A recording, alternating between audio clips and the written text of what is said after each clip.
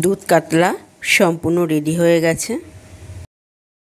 নমস্কার, কেমন আছেন সবাই? সুমা ব্লগে সবাইকে স্বাগতম জানাই। আজ বানাবো দুধ কাতলা। তাহলে চলুন সঙ্গে থাকুন, আমার ভিডিওটি দেখতে থাকুন। প্রথমেই কাতলা মাছ ধুয়ে পরিষ্কার করে লবণ হলুদ মাখিয়ে নিয়েছি। এবার তেল দিয়ে দিয়েছি, তেলের পরে মাছ দিয়ে দিলাম। মাছগুলো ভালো করে ভেজে নেব। মাছ ভাজা হয়ে গেছে। এবার পেঁয়াজ কুচি করে রেখেছিলাম, সেই পেঁয়াজগুলো বেরেস্তা বানিয়ে নেব। আর এদিকে কাজু আর পেঁয়াজ ওটা পেস্ট বানিয়ে নেব। তেলের পরে কালো জিরে দিয়ে দিলাম। এবার যে মশলাটা বানিয়েছিলাম কাজু আর পেঁয়াজ, সেই মশলাটা দিয়ে দিলাম। এদিকে টক দই নিয়ে নিয়েছি, তারপর দিয়ে দিলাম হলুদ গুঁড়ো, আর এবার দেব লবণ, আর দেব কাশ্মীরি লঙ্কার গুঁড়ো। এবার এটাকে জল দিয়ে গুলে মশলার মধ্যে দিয়ে দিচ্ছি।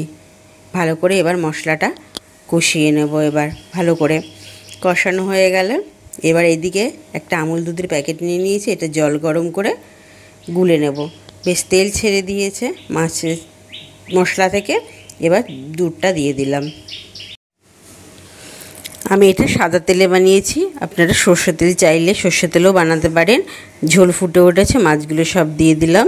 এবার ওপর থেকে গরম মশলা আর পেঁয়াজের বেরেস্তাটা দেব। ব্যাস হয়ে গেছে, আমার দুধ কাতলাটা পুরো সম্পূর্ণ রেডি হয়ে গেছে।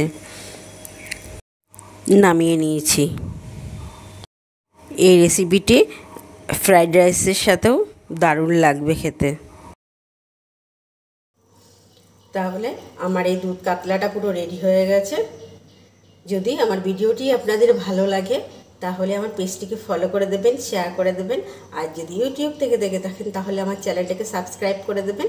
সবাইকে অনেক ধন্যবাদ। ভালো থাকবেন, সুস্থ থাকবেন। ফিরে আসবো নতুন কোনো ভিডিওর সাথে।